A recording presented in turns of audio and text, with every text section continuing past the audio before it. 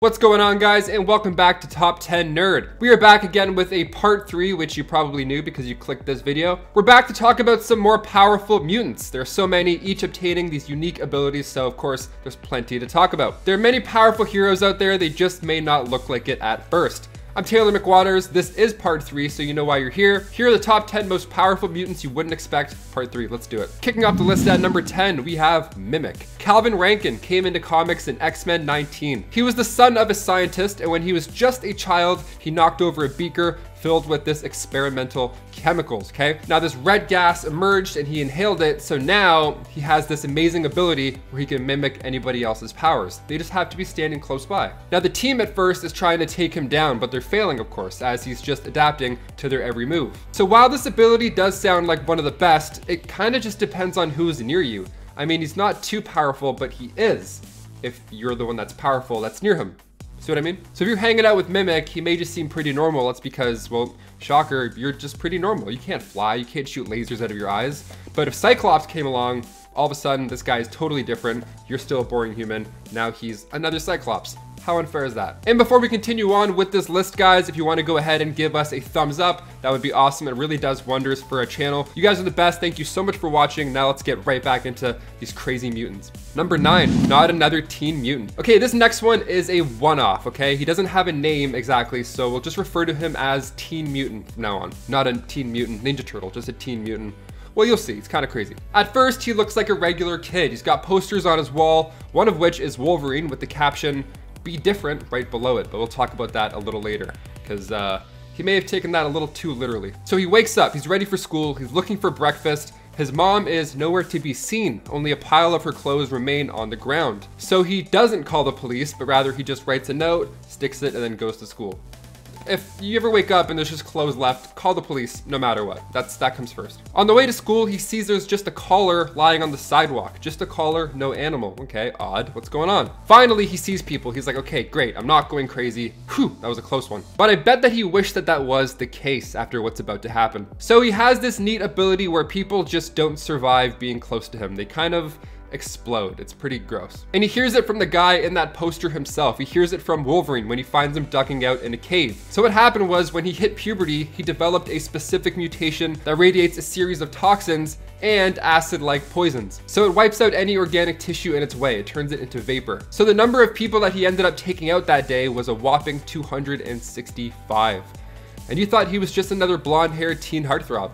Think again. Number 8, El Guapo. This next one, I don't think I would even notice this mutant if he was standing right in front of my very eyes. Meet Robbie Rodriguez. He was the stuntman for X-Statix, the movie. Now he saved the team from Sharon Ginsburg. She attacked because she blamed X-Statix for the amputation of her wings. So in comes Robbie Rodriguez with his sentient skateboard to save the day. That's right, sentient skateboard, you heard me. He has no real powers himself, but he has this symbiotic skateboard that acts along with his mental commands, even subconscious thoughts sometimes. So the skateboard once beat him up for cheating on his girlfriend. So next time you see a dude at the skate park, just double check and see if it's Robbie Rodriguez, because you never know. Number 7, Anarchist. Tyke Alucard made his first appearance in X-Force issue 116. The same issue that had Zeitgeist origins as well, actually, which is in part 2. If you haven't already seen it, I talk about him. He's the guy who pukes acid. Gross. But we also meet Tyke Alucard in this. So he said he doesn't want to go and give away all his secrets, but he's got something going on with his sweat. It's like acid. He can secrete acid from the pores of his body, and if there's enough of it, say that when he's fighting bad guys, it becomes this form of energy that he's able to blast out. He would blast these acid blasts. Like, how insane is that? The guy makes acid brass knuckles. Brassed knuckles. He was a new addition to the team to replace Sluck, but they weren't a fan of him at first. They thought he was a risk, not a team player, high maintenance, and mentally unstable. Although he pulled through for the team at the end of the day. Number 6, Cypher. Douglas Ramsey came around with comics with New Mutants issue 13. Now he believes that language is power. And when we first meet him, he's a smart dude in a vest. He's got nice hair, he's talking about deciphering codes. We wouldn't expect too much from him. Maybe he's their guy in the chair. Other chair. Now Douglas is actually quite powerful. His ability allows him to communicate with any species. Written or spoken language doesn't make a difference. Doug's got your back, whatever language that is. He can also extend this ability to decipher codes and complex equations, leaving him a pretty powerful asset to any team. Number 5, Iboy. Trevor Hawkins, again, one of those mutants where you can probably guess his mutation just on his name alone. Iboy is, yes, covered in eyes. 57 of them, to be exact. He made his first appearance in Wolverine and the X-Men issue 19. He was one of the new mutants that manifested their power after the Avengers vs. X-Men war. Then he enrolled in the Jean Grey School for Higher Learning. So Iboy, okay, big deal. You walk up, you poke all of his eyes out, problem solved. We've played Zelda before, we know how to defeat this guy. Wrong. He is more than meets the eyes. Trevor can of course see you coming, and though his eyes can't shoot laser beams, they do have a plethora of unique abilities. I'm talking microscopic vision, telescopic vision, X-ray vision, night vision, infrared, thermal, chemical detection, you name it, he can see it. All these eyes will see you in any sense. He can even pick up on your body language quite well. Number 4, Nature Girl. Lin Lee made her debut in Wolverine and the X-Men Volume 2, Issue 1. And at first she seems like a regular student, just maybe with antlers. Okay. So Nature Girl can control and bond with animals, which sounds pretty peaceful if anything. Like if I could control animals, I'd spend all my time in the woods. I'd just take a flute and I'd have a great time. Maybe even pack a lunch, it'd be lovely. With her powers, she can of course do that, but also go further. She can connect to the natural world and control all of nature. Living beings, plants, weather, the very geology of the earth.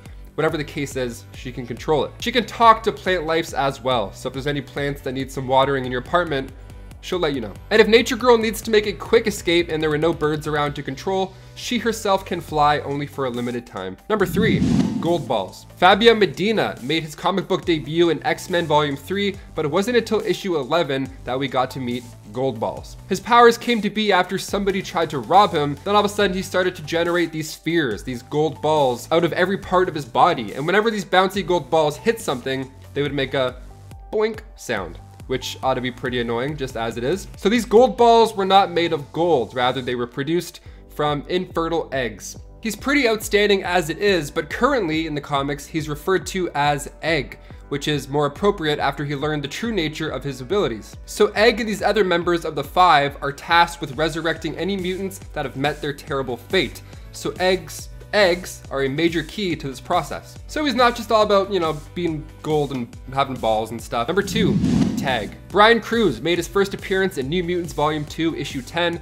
He was actually reborn thanks to that group of 5 that I just mentioned with gold balls. So Brian's powers are pretty amazing. I can see how one wouldn't expect him to be as powerful as he is. So he has what's called the pariah effect. So if he tags you, hence his name Tag, when he tags you, you become it. Then he uses this form of telepathy to make you emit this signal that causes everybody else to run away from you, just to leave your vicinity. Or they can run towards you, which is even scarier. And he can decide on that number of people affected as well. It could be one person chasing you, or it could be 200. Depends how many are near you. This effect stops after the victim reaches 100 feet. But still, that many people in that radius all running towards you, like what if it was Black Friday? It would be an absolute nightmare. Also, these people that are chasing you are fully aware of what's happening. They just can't control it. So if that's not a nightmare, I don't know what is. And finally, number 1, we have Summoner. Making his first appearance in X-Men Volume 5, Issue 2, the Summoner. The Summoner at first just looks like a mutant child. It's referring to its mother, so off the bat you assume, okay, young. He's the son of Bracken and Apocalypse's first horseman of war. He was born 300 years ago on Araco, the highest ranking out of all the other summoners. They were these wizards that can summon creatures of Araco. Now his grandmother was taken out by the dark god of Amenth, Annihilation. So that's when the Amenthi daemons destroyed Araco's towers and then attacked and wiped out all those mutants.